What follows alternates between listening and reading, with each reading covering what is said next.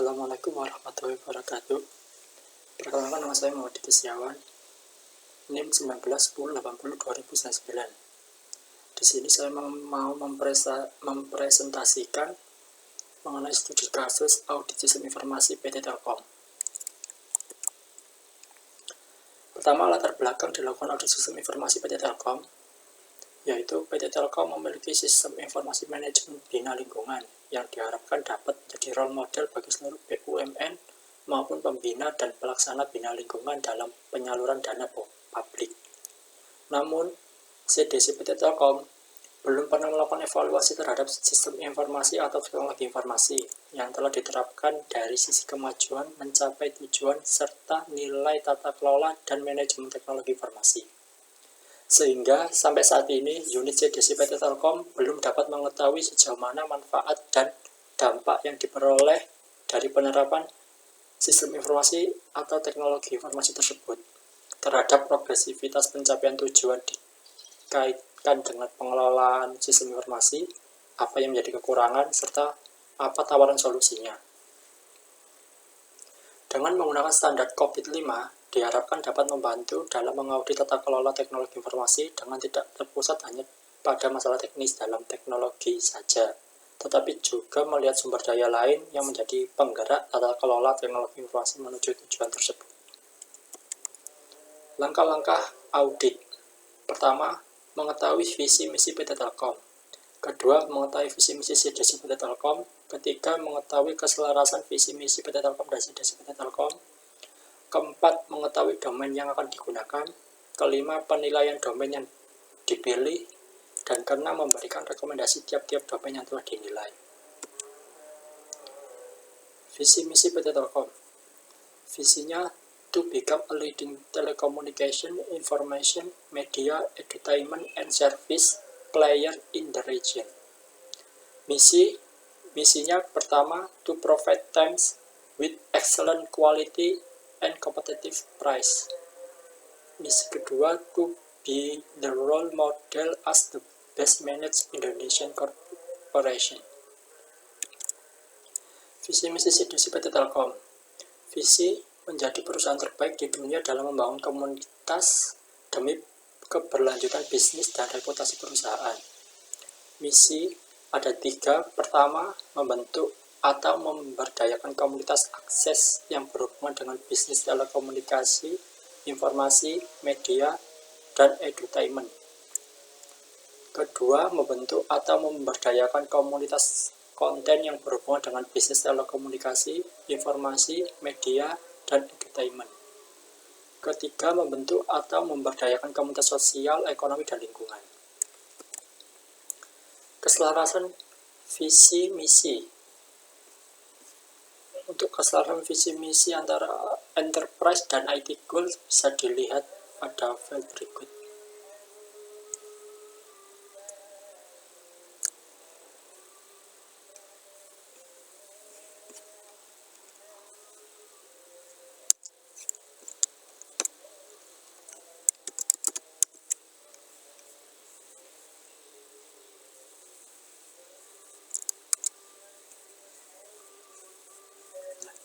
Berikut adalah pemetaan enterprise goal dengan sasaran strategis bina perusahaan.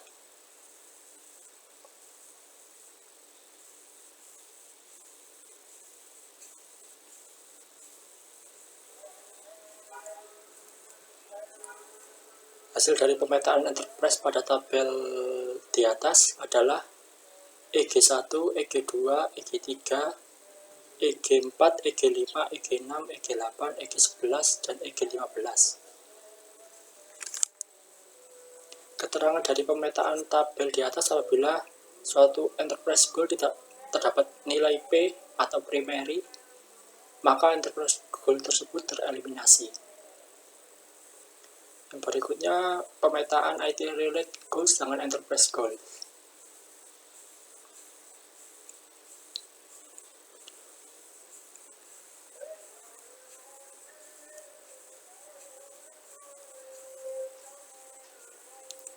Hasil dari pemetaan IT-related pada tabel di atas tadi adalah seluruh IT seluruh IT-R1 sampai R17, R1 sampai R17, kecuali R14. Soalnya R14 di sini tidak memiliki indikator primary sama sekali.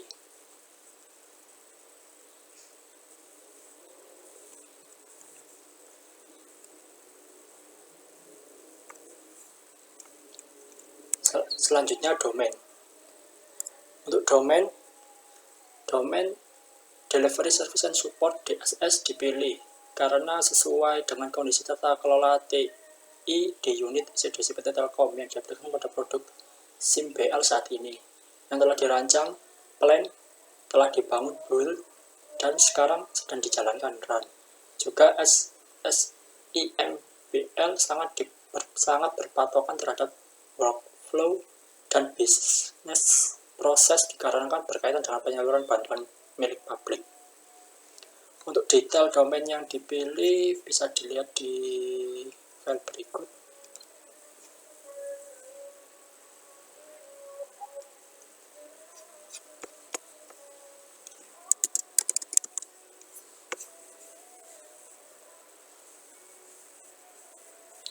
Ya, pemetaan proses kontrol dengan IT related goals untuk menentukan domain mana yang akan kita pilih.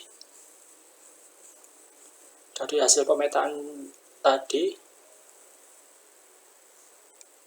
maka terpilihlah DSS 01 sampai DSS 06, yang berarti semua domain DSS dijadikan sebagai cakupan proses audit. Keterangan dari pemetaan tabel di atas adalah menggunakan penilaian nilai proses, di mana proses yang memiliki nilai lebih dari 0,15 maka dapat dijadikan cakupan audit. Nilai 0,15 merupakan nilai urgenitas dari proses capability kategori not achieved.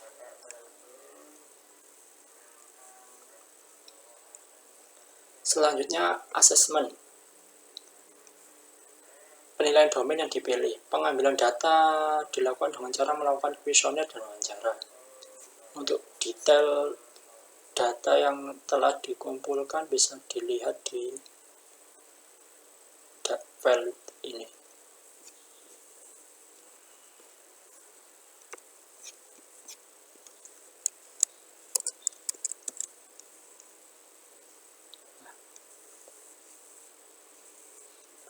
Berikut ini tabel-tabel data yang telah dikumpulkan melalui hasil kuesioner.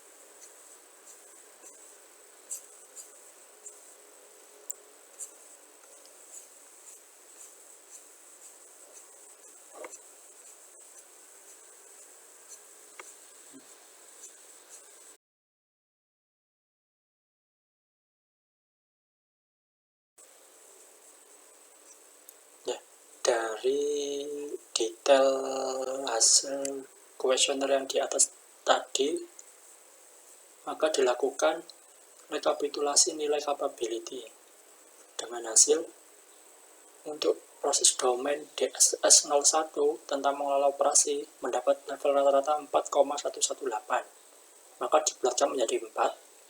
Lalu proses domain DSS 02 tentang mengelola permintaan layanan dan mengelola insiden mendapatkan level rata-rata 4,208, pembuatan levelnya 4. Lalu proses domain DSS 03 tentang mengelola masalah mendapatkan level rata-rata 4,045, dengan pembuatan level 4. Lalu proses domain DSS04 dalam mengelola keberlanjutan mendapatkan level rata-rata 3,024 dengan pembuatan level 3. Lalu proses domain DSS05 tentang mengelola layanan keamanan mendapatkan level rata-rata 4,510 dengan pembuatan level 4. Lalu proses domain DSS06 dalam mengelola kontrol proses bisnis mendapatkan level rata-rata 4,156 dengan pembuatan level 4.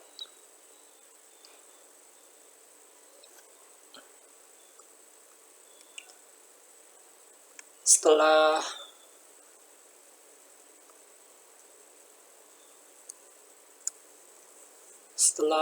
mendapatkan hasil kuesioner tadi, maka selanjutnya dilakukan proses pencarian gap.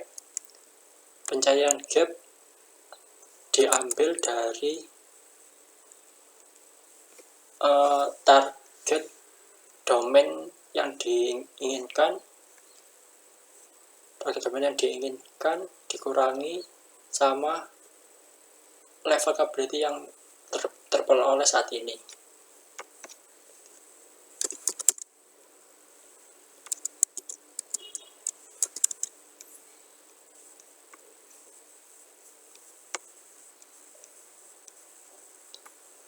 Untuk analisa gap dimulai dari DSS01. Ini mendapat gapnya 1 dari level SCC-nya tadi mendapatkan pembulatan 4. Untuk level targetnya di target menjadi level 5. Untuk DSS2 seperti ini, DS3, DSS4, DSS05, dan DSS06. Dan untuk analisis keseluruhan adalah berikut. Untuk DSS01 tadi level SCC-nya 4, targetnya 5, gapnya 1. DSS02 level SCC 4, targetnya 5, gapnya 1. DSS03 level SCC-nya 4, targetnya 5, gapnya 1. DSS04 level SCC-nya 3, level targetnya 4, gapnya 1. DSS05 level SCC-nya 4, level targetnya 5, gapnya 1. Dan terakhir DSS06 level SCC-nya 4, targetnya 5, gapnya 1.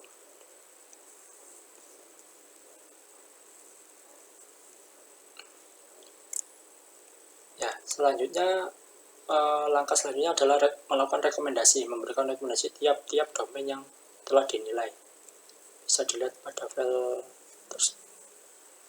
berikut.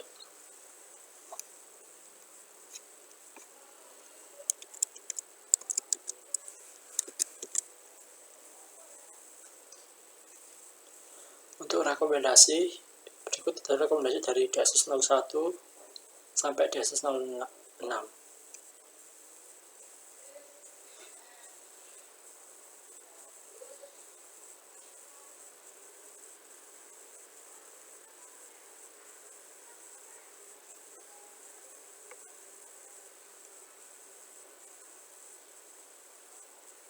Ya, dari rekomendasi tiap-tiap DSS mulai DSS01 sampai DSS06 tadi, maka dilakukan rekomendasi umum untuk keseluruhan proses. Karena sebelumnya capability level yang didapatkan secara keseluruhan adalah level 4, predictable process, dan level target yang diinginkan adalah 5, optimizing process, sehingga rekomendasi yang disusun adalah sebagai berikut. 1. Memperketat kontrol terhadap proses yang berlangsung untuk mempertahankan proses yang sudah berjalan cukup baik. Yang kedua, membuat inovasi-inovasi terhadap proses bisnis agar berjalan variatif ke arah yang lebih baik. Ketiga, berdasarkan prioritas, maka domain yang masih tertinggal adalah DSS04, yaitu Manage Continuity. Maka perlu dilaksanakan terlebih dahulu rekomendasinya untuk meningkatkan performansi dalam berlangsungnya bisnis proses. Keempat, meningkatkan dan konsisten dalam mengontrol dan mengevaluasi pencapaian terhadap blueprint 5 tahunan, khususnya kontrol dan evaluasi per 3 bulan dan per tahun.